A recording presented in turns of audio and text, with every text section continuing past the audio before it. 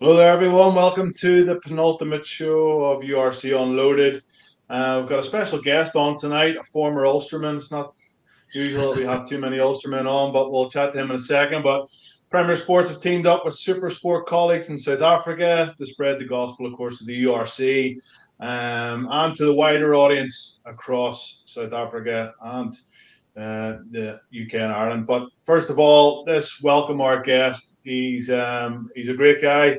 He's well thought of here up in Ulster. Spent a couple of years here. Warren Brosnihan, how you keeping? How's things? Yeah, absolutely fantastic. Great to see you, Stevie, looking fit and good. Well, you're doing a great job on the show, and good to be with you guys and have a bit of a chat. Did you play with Stevie, Warren? No, I didn't. I'm a bit older than Stevie, but you wouldn't say it when you're looking no, at not at all. No, you wouldn't say it. That's a Stevie good, looks older than Warren. You look older than Warren, Stevie. I think I left Ulster 2004. Got there in 2002 and had a really good time. Just stayed off Stranmillis in Belfast, and my wife and I absolutely loved it. So it was great. Awesome. Tell us about any stories about any players or anything back in the day. You told me about your first cap against Connacht, was it? You had your first cap? First game against Connacht was quite an introduction into Irish rugby because the wind, as you know, and it turned it on that day. The wind was absolutely pumping, and I'll never forget. I'd come over and I'd hurt my back in the bit of the training pre-season.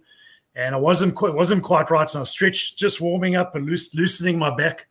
And I turned to the right, and one of the dogs had left a little sample to the left. And I asked the guys, I said, "What's this all about?" And they said, "No, there's later you'll see there's going to be some dogs racing around the rugby field." And I thought they were joking. I didn't think they were being serious. And I'll be serious. When the game finished, I think the crowd almost doubled with all the people that came in for the dogs. But it was an incredible game, and Connacht were a tough side to beat. They really were. Yeah, awesome. Well, what about you, Shanks? You're living it up in Villamura. You're obviously leading the charge, aren't you, with a golf group? How did the golf go today?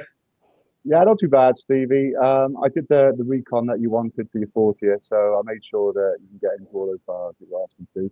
A bit of a nightmare golf. Just end up losing stuff. Hired some clubs, lost the 52 wedge, lost the putter cover, lost the gilet. So that's what happens. But played all right, mate. So quite happy.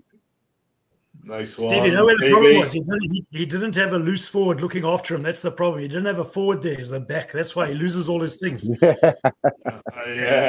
You're rooming on your own as well. You rooming on your own, Shanks, are you? No, I actually do have a roommate. I do have a roommate, but he's kindly left while I do the show. He's gone down to the bar. So it's a lovely hotel, the Crown Plaza in the Marina. So we're going to go out for a little bit of food tonight. A couple of glasses of wine. Very relaxed night. Getting old now, Stevie. Not a young pup like you. Shanks, you'll be one of these guys that's got iron covers, are you? cover for every iron in the bag. Definitely. No. I had to actually rent clubs, John, out here. I couldn't carry mine on the plane, so I rented. They're actually really nice ones, but no iron covers. No. Shanks, you're sporting is that an Under Armour top there? Yeah. Hold on. Yeah, double XL. How many calories have you consumed today? Oh well, they're fat shaming me. I had a big breakfast roll in the airport. I had a big cookie on the plane with 2 packs of Pringles. I've just had whatever. I've had whatever I can get in me. Sotheby's, Guinness. It's all gone down. It's hot out here. You're burning calories. You know, you need the calories. No, we're just jealous. We're just jealous. I was playing golf today with my boys, and it's not like Villamura. But I'm basically on Eddie Hall's diet at the moment. He's a strong man in the UK. Before we move on to the rugby, Warren, whereabouts is home at the minute for you? Where are you living? I know you've been around a few. You played for the Golden Lions, the Sharks, and obviously the Blue Bulls as well. But a little stint over in the Northern Hemisphere. Whereabouts are you living at the minute? Yeah, my family and I moved down to Cape Town last year, so we're in our second year down in Cape Town. Absolutely loving it. loving the mother city and close to the beach, and just the energy and vibe is incredible, and it's an absolutely beautiful city. Great place to visit, and it's turning out to be an even better place to live. So at the moment, we're about an hour or two just outside Cape Town. We're at a beautiful little cabin. You can see the fire going on in the background because we're having our winter here now in South Africa. And it's our 22nd wedding anniversary. So you guys have got me at a good time here. It's relaxed and taking it easy, and it's been awesome, man. I hope you bought her something nice for him, did you? Oh, definitely. That's for later. That's for later. It's for later. Oh, very good. Well, that's good to hear. Are you a Stormers fan now, would you say? Do you follow the Stormers a bit more, would you? I do. Well, I do quite a bit of commentary over here with SuperSport, obviously. So it's that you become very, very neutral. You've got your teams, and having played for the Bulls, the Sharks, and I had that one season with the Lions. You identify often with the coaching staff of the various teams, etc., and they can sometimes move around, and so it makes it easier. I mean, I just like to watch the teams that are playing the right rugby and the ones that are going to get as far as they possibly can from our point of view, from a South African point of view, so the context. And leading into where we're going to with this final discussion, I do believe that the right side won on Saturday, and that the Bulls won that game because I think they've got the best chance to get on the road and go to Dublin and have a crack, So I think from that point of view, I think the best side from South Africa won, and of course they were also sitting in the log in the correct position at number 2. So we've got our number 1 and number 2 playing against each other in that final. What do you make of Matthew Pearce, Warren? Good guy to work with. Done a bit of stuff. Oh, he's brilliant. Listen, he's absolutely brilliant. His preparation that he does is next level. He's always very, very well prepared, and he's got great command of the English language.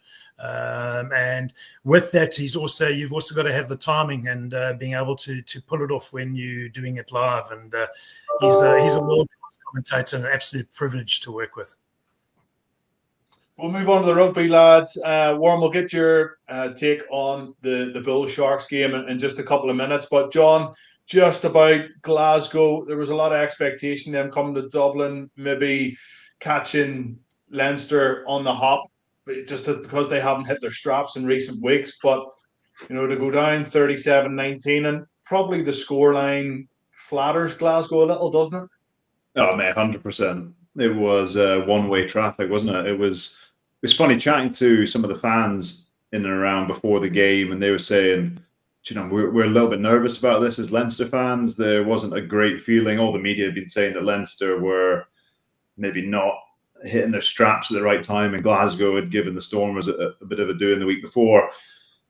Yeah, I mean, in terms of learning or seeing a masterclass in just how to manage a game, and you got one team in Glasgow who we knew before the game kicked the ball the least in terms of numbers and meters versus the team that kicks it the most in the competition. Both played great rugby, but you kind of forget, and no one really talks about the kicking side of the game. Leinster's kicking game was superb. It was superb. The aerial contest was brilliant. Gibson Park was brilliant, obviously man of the match. Glasgow's kicking game was as poor as you'll ever see, I think, in a knockout game. It was, that's all we spoke about post-game, wasn't it? They box kicking, no distance, exiting, they couldn't get out. Which is strange, John, because they had 2 10s especially in the first half of Hastings and Jordan, and obviously George Thorne. So that was one reason why I think Tom Jordan was brought in, was for the kicking game. But then Stafford McDowell's arguably a better kicker than struggled, lads. He struggled. The ball was greasy. There was a load of the weather was coming in and out, wasn't it? Yeah. But couldn't get distance on his box kicks, straight up in the air, was getting some sloppy balls. So Glasgow just absorbed pressure the whole game and just couldn't get, they scored a try after, was it 6 minutes? And then didn't score until another point until 76, 75 minutes in. So, yeah, I was pretty disappointed with Glasgow's performance. But you said it, Shanks, I don't know if you said it on air. You say a lot of stuff off air, which you can't say. But basically, that you wouldn't swap many players on paper. You look at that team and you're not many guys you'd say, do you know what, I'll take him from Glasgow's side. And that's the way it played out, really. Tuivasa didn't get much ball to run with, scored a good try. I'm trying to think who else played well from a Glasgow point of view. kind of struggling to find Tom Jordan played quite Carl did well. all right defensively. Carl I thought was all right. But yeah, Carl was all right. I mean, they tried, didn't they? And Tom Jordan, you know, his heat map, the ground he travels is incredible. Like, a great player, but if you go backwards the whole time and absorbing pressure, if you're playing 12 shanks, there's only so much you can do in the game to try and change the outcome of the game. So, yeah, but Leinster far the superior side, and I guess showed a few of us that maybe don't write them off just yet. Yeah, Shanks, just a comment, Shanks, on some of the post-match comments from Franco Smith regarding budgets, regarding, you know, some of the things are out of his control. It almost he did the usual thing where he gave praise to Leinster, and then he sort of threw it back of like, this is our situation. You know, we're always playing catch up. You know, Leinster are always going to be world class. And like, what did you think of those comments? Well, Leinster have always got that tag on them because they do have such strength and depth. They've got like a French team strength and depth because they've got big budgets, they've got big players. And I think the injuries really hit Glasgow. Like, I think Leinster can cope with injuries because they've got such a big squad and a quality squad. Likes of Glasgow can't, and we saw that, and they lack the power. They missed the Ferguson, they missed Dempsey. You put those three in that team, and it changes it completely. You know, you've all of a sudden got a bit of power. They lack that because Plan A didn't really work for Glasgow, and often Plan B is right, just a bit of power, a bit of big carries, and they just did not have that at all. You're right, I said on paper you wouldn't swap too many from Leinster and Glasgow, and John went, well, the game's not played on paper, is it? But that was his reply. But there was a bit of, I think they're a little bit edgy going into this, Stevie, because you think about the last 3 semi-finals they've lost, and they lost against Northampton, so they would have been very, very edgy about this. They weren't that convincing against Scarlets, but no, they were nearly back to their best.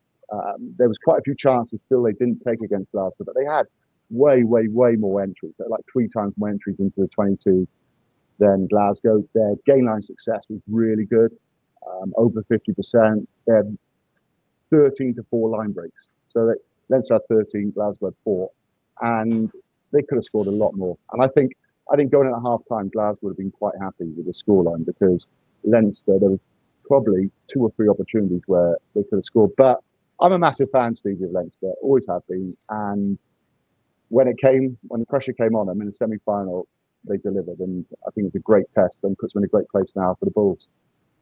Warren, what's your thoughts, or what's the thoughts in South Africa of Leinster as a team and as a squad, and talk about their budgets and signing Jordy Barry and Barrett and signing Ricky Ioane and Slimani and Snyman and et cetera, et cetera. What's the perception of Leinster in South Africa? No, well, first of all, they are very, very highly rated. There's a lot of respect for the Leinster side, and yes, they've got big budget, but it's also got a lot to do with the style and the way that they play. It's the attention to detail, I think, is next level, especially at elements like the breakdown, how they attack that breakdown, how they are able to so easily generate and recycle ball so quickly, and to turn that ball over, and then to have wave after wave of attack that comes in a layered approach and is very, very well organized. They're a class side, and at times they appear unbeatable, and then they go and they lose the big pressure games, and we don't need to talk about that. You guys all know it, but I mean, they are very, very highly respected and well thought of here in South Africa. Obviously, after they've come here to South Africa, they haven't always sent their top side, but that's merely because they've played their cards correctly, and they've had the ability to do that. It might have come back and bit them in the foot a little bit with these finals. Yeah, we haven't seen. We don't always see their best side here in South Africa, but we really respect them. We realise how difficult it's going to be to go to Dublin to go play at Croke Park with over 80,000 people. Yep. Steve, what do you make of Ryan Baird, man of the match? Back row were really good, as was Joe McCarthy. They really fronted up in the pack. Yeah, I know there's been a chat about Ryan Baird that he's got all this potential. We haven't really seen much of it. He is very much an open field sort of player. So he would have loved to kick in just up and down the pitch, up and eats it up. You know, very, very fit, covers a lot of ground, exceptionally quick as well. And that's his game. You know, he can get up, close space, make good tackles, get on top of the ball, be a menace at the breakdown. And yeah, his carrying game is quite strong at times too. If he gets into space, and I think he wasn't utilised as much at the weekend in the wider channels for Leinster, and I think that was solely because they used their kicking game to a great advantage against Glasgow. But you know, Ryan Bear was brilliant. Big Joe McCarthy carried very strongly. Watching the game back, Thomas Clarkson at tight head prop, I thought he was very good for the time that he was on the pitch. Andrew Porter as well. So the pack laid a good platform. I know Leo Cullen touched on Scott Penny after the game. You know, works tirelessly. He's, you know, got such a big engine. So it'll be really interesting to see if there's a couple of guys fit. The word over here, Warren, is that Josh van der Fleer has been training this week, as has Tag Furlong. But just before we get to the matchup of the final, just give us a bit of an overview of what happened in the Bulls versus the Sharks game. I know there's a number of Munster fans that were talking about karma after a certain slip by Hendricks. So how did that game unfold for you?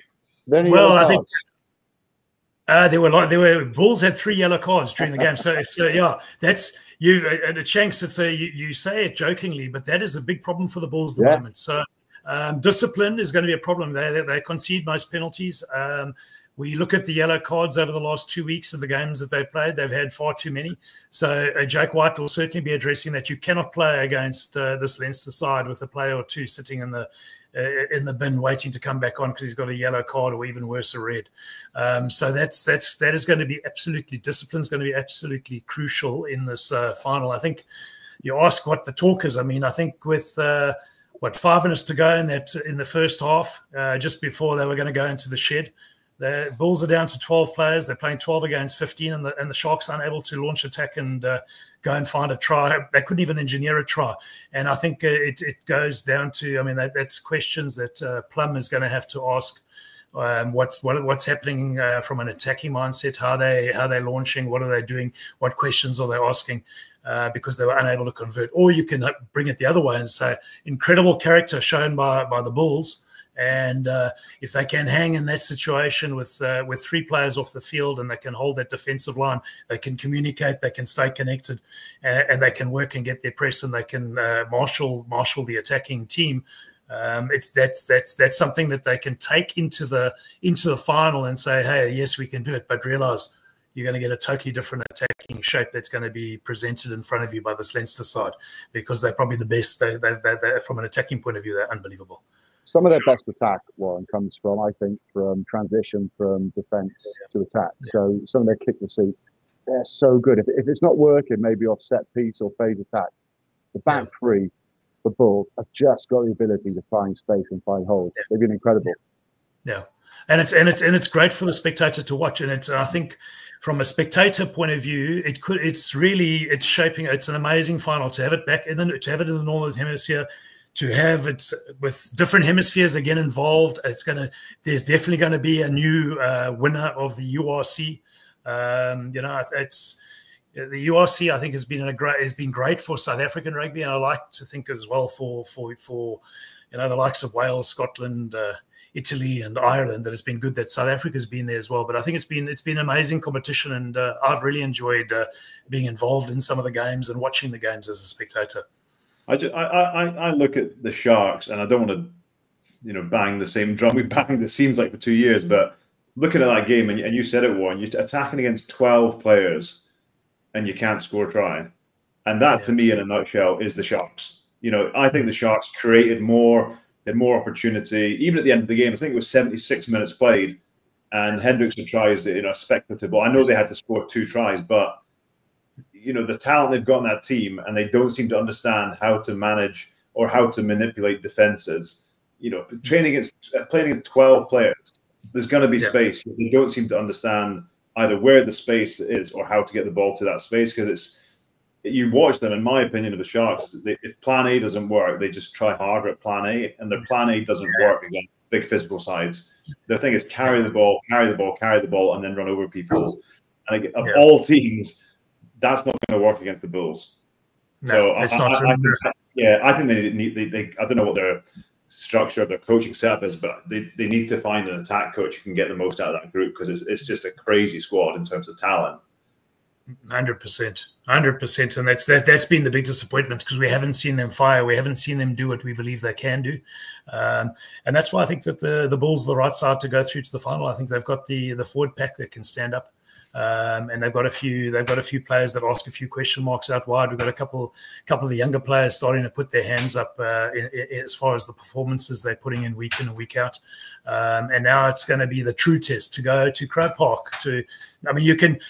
Not many players have played in front of a crowd of more than 80,000 people, and that's what you could get at Croke Park. I don't know what the ticket sales are looking like at the moment, but it should be an amazing venue at one of the most iconic sporting venues in the world, you know. Yeah, just on that, there are still tickets available. Obviously, it'll be the first trophy other than a GAA trophy lifted at Croke Park, and for Leinster fans to also see their team lift silverware at home since 2018. So get down there, support the boys. Can you say it like you mean it? Say it like you mean it. We'll be there, Shanks. You'll be there. You'll be straight off the plane from Villamura. Stop mentioning it. So, Stevie, I actually had the fortune of going to Croke Park when I was at Ulster. We went down for, I can't remember who was playing, but one of the Gaelic football. We went and watched the game down there. That was incredible. There was a guy, I think he had a nickname, Giza or something along those lines. But we went to something I can't remember, but we went and watched. Warren, I'm from the north. Like, I don't even know what Gaelic games are. Like, well, it was good. I got the opportunity, and it was amazing. So, I know the Springboks have played there and lost against Ireland before. So, I mean, it's it'll be interesting to see. Yeah, I played that game. Well done. Thanks very much. If you can remember it, I don't know if you watched it, Warren. It was actually Johnny Sexton's second or third start for Ireland, and there was this mist that came in, and you could hardly see to 20 or 30 yards in front of you. It was insane. Yeah. The game probably should have been abandoned, but anyway, I picked up the win bonus. That was the main thing. URC Unloaded Player of the Round, lads. Warren, we do this every week just to pick somebody. Obviously, there's only 2 games. Warren, anybody that you'd select out of the Bulls side to stick their hand up for player of the round? Okay, so if I'm going to go Bulls, I'm going to go with the man of the match, and that was he's a youngster, Sebastian de Klerk. He's been playing for the Pumas for many years. One of the smaller sides in South Africa. Jake White has pulled him in, and last weekend he had a really good game against Edinburgh. He really stood up and asked a few questions, set up a brilliant try. And this week again he did the same off the wing, and he showed a lot of work rate, put a few good tackles in. So from a Bulls point of view and wearing the South African hat, I would go with him from last week. The crossfield kick as well. I wasn't expecting it from him. Wasn't expecting it, and he pulled it off. He's been amazing towards the end of the season for him. Yeah, so he's going to be coming up against Tommy O'Brien, I think, on the wing if he gets picked. Has he played? Has he played any 10 or 15? Because the way that crossfield kick was like. No, he's playing every now and again, but he's playing. He's also had caught a run or two at centre as well when he was at the Pumas. So but we haven't seen him there for the Bulls, and they've had him out wide. But he's a very skillful player, and he's got deceptive speed. Yeah, I'm happy with that. We'll go with de Klerk. He was fantastic, and hopefully he can have another good game this weekend. Any rants of the week before we bring in Ross Hamilton, who has a few stats on last week's games? Any rants, Shanks? I know you've lost your 52-degree wedge, a few other things, but I'm sure there's something that's been bugging you. Faro Airport passport control was just appalling.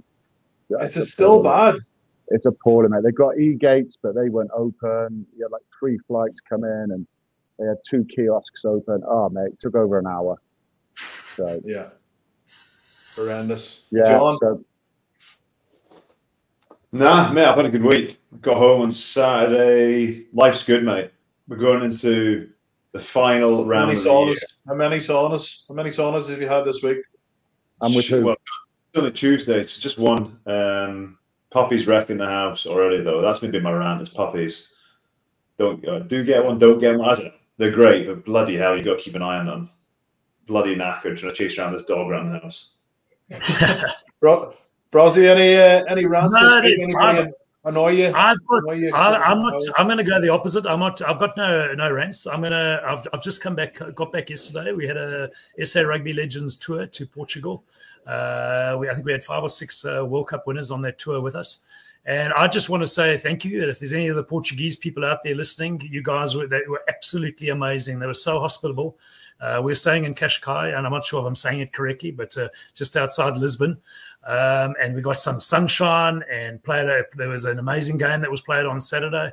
And just the hospitality from playing golf to the paddle. And it was a great 4 or 5 days. I just want to say thank you to the people of Portugal and Cascais. Obrigado. Absolutely lovely. Obrigado. We don't get that very often. The super box were We don't pretty get that nice. very And often. 1 or 2 bottles of red wine. It was good. Drinking a Superbug. Yeah, we're going to bring in Ross Hamilton if he is. And that's a goodbye from me as well, Stevie. Oh, Two yes, many sorry, voices. Shanks. Enjoy the golf of the next few days, and we'll catch you on Saturday, Shanks. Thank you, boys. Cheers, Shanks. Thanks very much. Ross, thanks very much for coming on, big man. I know you're going to chat through some of the stats that happened at the weekend. Or, well, let's say performance analyst. Is that Thank you. what you like to be called? I know we have this running joke every time you come on, but I'll take that. Yeah, you're always good for a few stats and see how the game is going to pan out. So just run us through a few things for last week first, and then we can get onto the final.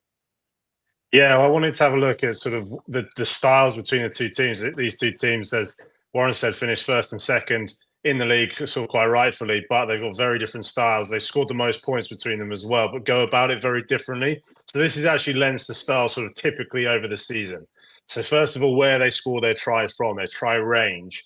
They have scored as a percentage and a total the most tries starting in the opposition half. They don't really want to play elsewhere. Their kicking game, as John mentioned earlier, is second to none. They kick the most in the competition. They get into the right areas and then they launch, and that's a key thing. So 79 tries that start in the opposition half compared to 10, and as a percentage of all of their total as well, that's the most. So they are very much a territory-based team.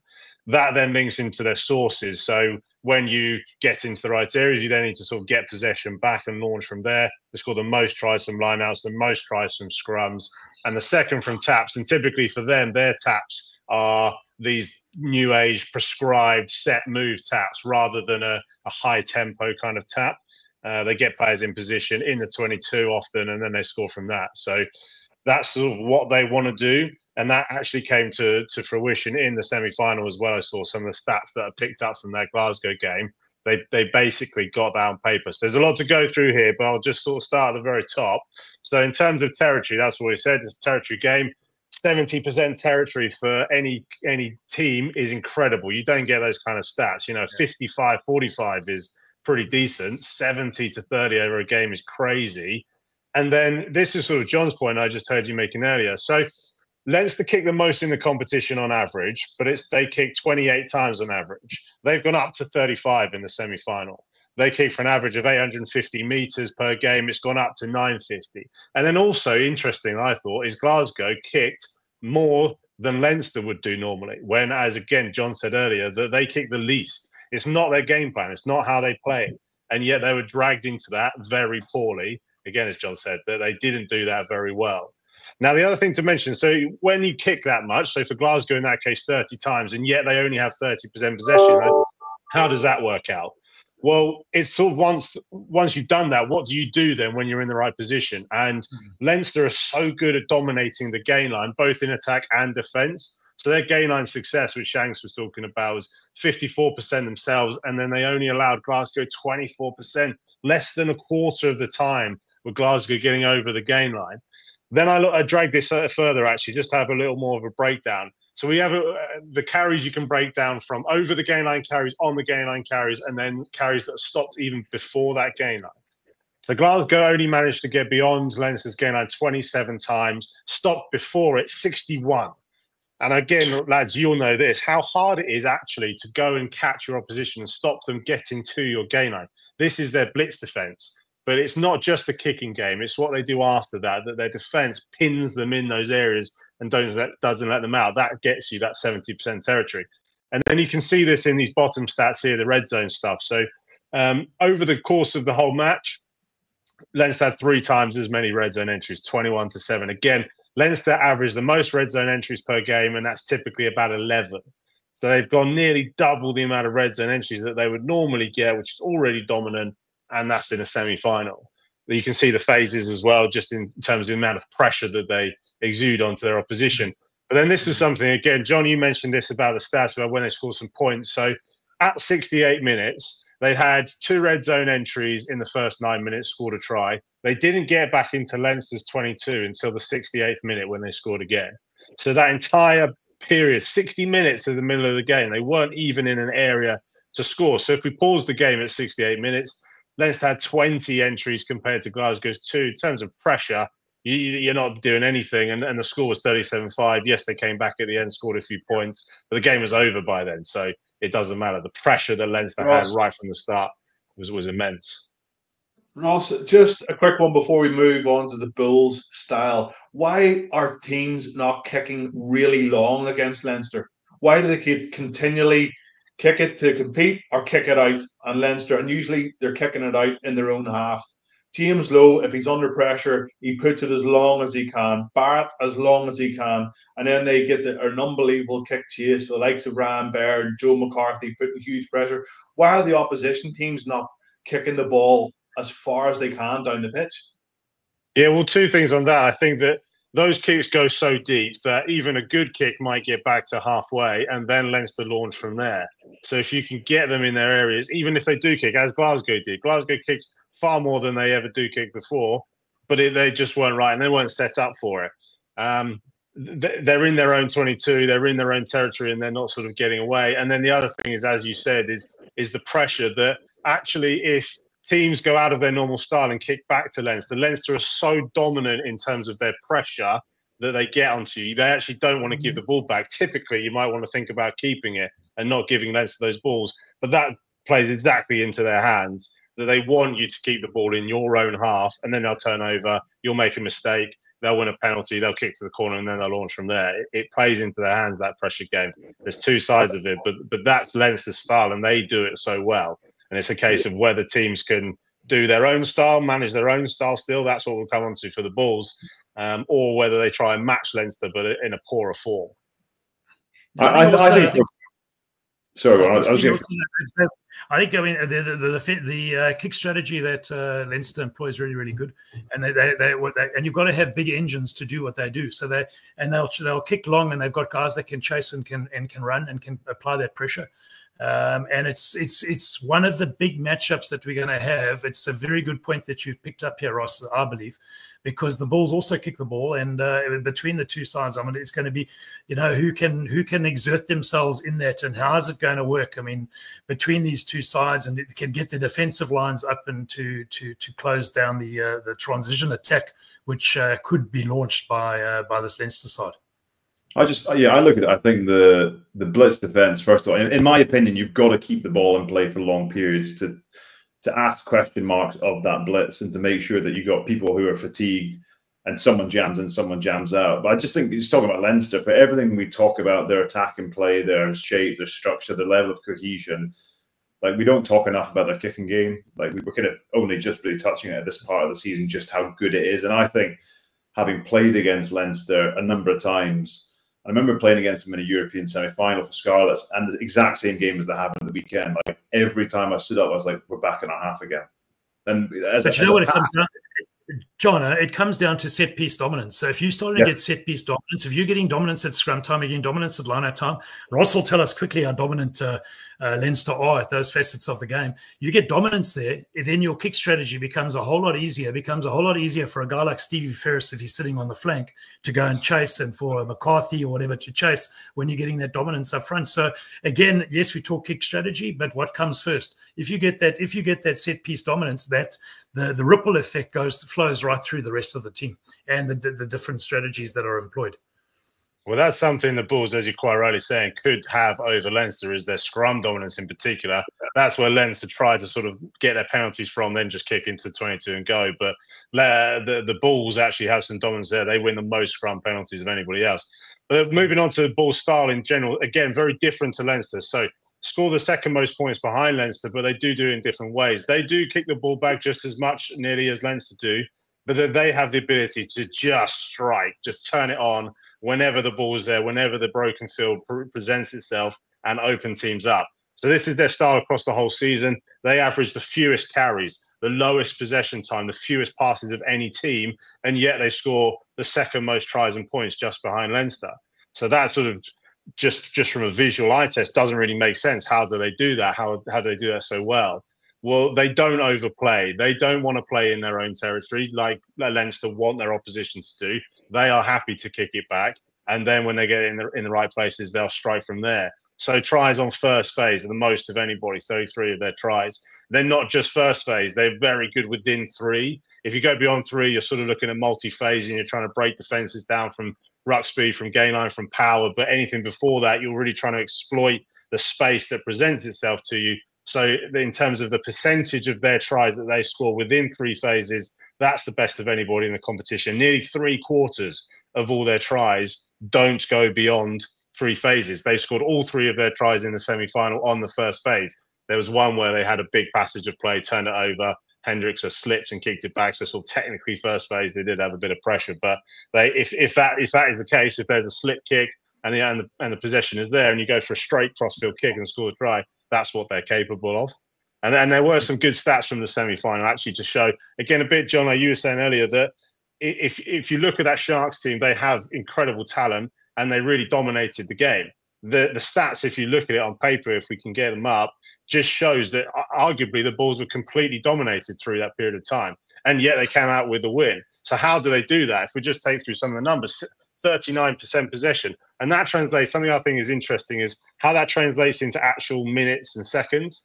And that was 12 minutes, 12 seconds for the Bulls. So you guys, again, will know this. When you're training week in, week out, you're going to, if in the Bulls case, you're going to get 12 minutes of ball in hand, and that's all you get. And that's what you've got to do with that possession time.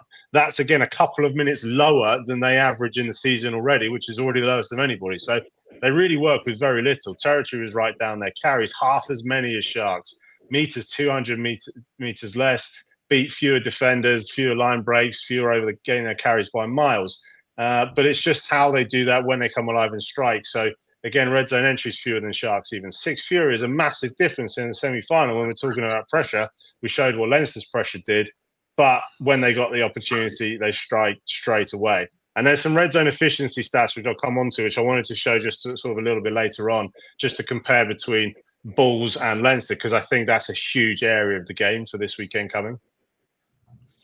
Yeah, just on the final sort of preview, Ross, the Bulls also, as Warren mentioned earlier, they had 3 yellow cards as well. So is it just a matter of the Sharks just didn't have enough? They're just not good enough at this moment in time. And if any other team had had that amount of possession and that amount of carries and that amount of red zone entries, that they probably would have won? Yeah, arguably. And I don't think that you can give Leinster that kind of upper hand and expect to come away with it. There's 2 sides of that where Leinster don't quite match up or didn't quite do as well. But no, definitely, if the Bulls give what they gave the Sharks, then Leinster are far too good to give up those possessions, that pressure. Bronzy, we'll just ask you a final question on how you see the final going before we'll get back to Ross. Do you give the Bulls a chance? They obviously beat Leinster last year in a semi-final. Can they do it again? Yes, they can, and they've got to believe that they can, because otherwise there's no point in rocking up. I believe they're the best placed South African side to do it. What Ross has just shown is actually it's incredible stats. It shows that there are stages when you can use the defense to manipulate the attack, and the defense can exert its will onto the attack. And sometimes you don't want the rugby football; you want to just manipulate the attack. But as you quite rightly said, Ross, you can't do that to let Leinster have the same amount of possession, same amount of territory, same amount of the player balance. If you go down to 15-12 or 15-14, cannot afford it.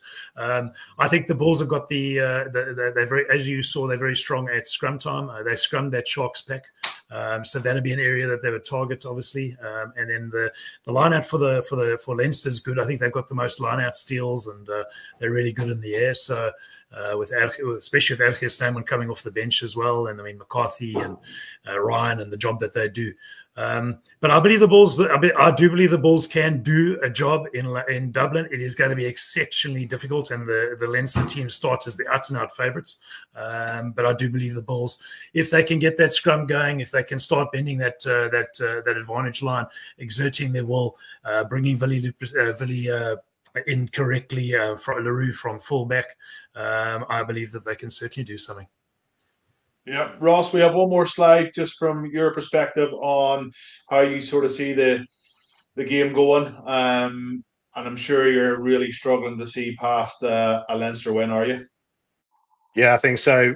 This is just the potential sort of risk and reward and the strength and weaknesses between the two sides that are going to come right head-to-head in the final. So this was actually their numbers from the semi-final. Of course, they didn't play against each other, but we can just see sort of the disparity between pressure and efficiency and conversion rate. And if I'm sort of finding anything from a Leinster point of view, it's that they might not be as efficient as they have been through the season, and as they typically do end up doing in knockout games. It's why they've lost a lot of games. I did this in the Champions Cup semi-final. We had a look at their performance versus Northampton, and they didn't take the opportunities that were presented to them.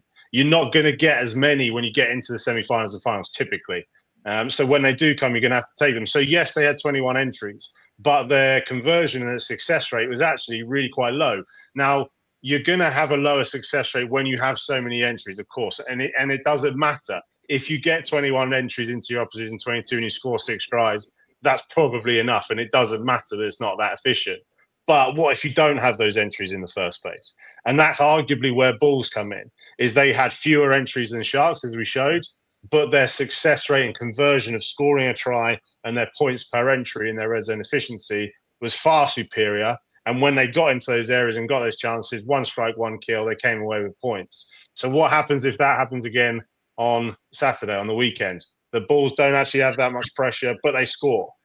Leinster live in the Bulls 22, but they don't score. And then the game comes down to, again, the fact that they haven't won in so many times, so many years, and so on and so on, and the pressure builds. So there's just a little area there, tiny little thing maybe to hang on to, but to just have a look at. The red zone, going to be huge. John Barclay, final word. How do you see the match going? I know you say that if there's any team that can cause Leinster trouble, it is the Bulls because of their strength and their power and their set-piece dominance. And do you think there's going to be an upset in Croke Park? No, I don't think so. I think this has got Leinster's name all over it. I think the one caveat I would say to that is that the Bulls scrum is no joke, and Leinster's scrum, I think, is the most penalised in the URC or close to, so that they do struggle there. So it depends who plays, clearly.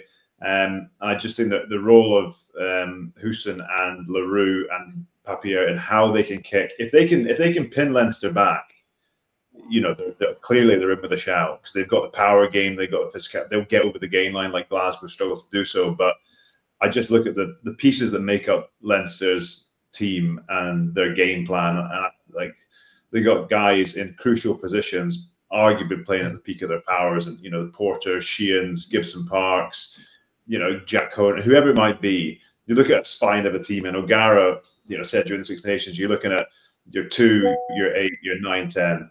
You know, a lot will fall on Prendergast. I think there's still a bit of question marks about him. Doesn't seem to be quite what everyone thought he was early in the year. He's got to prove people wrong. So Bulls will go after him. You know, we saw Tuipulotu running over the top of him a number of times, not even really getting close to tackles, if we're honest. So they'll be licking their lips, you know, and how they target him. But yeah, I think all that being said, I still think Leinster finished top, romp the semi-final. I think this is, it feels like this is their time to end that trophy drought. Yeah, I think you're right. I think the travel as well nobody's touched on that. Also having to jump on a bit of a long haul flight, but when you're in a final knockout game, there's always a chance. Warren Brosnihan, brilliant to have you on. Thank you so much. Happy wedding anniversary. Ross Hamilton, thanks as always. Cheers for the insights. And John Barclay, I'll see you on Saturday afternoon. Live on Premier Sports 1 from 4 o'clock and kick off 5 p.m. Thanks very much. Cheers, boys. See you now, Cheers. guys.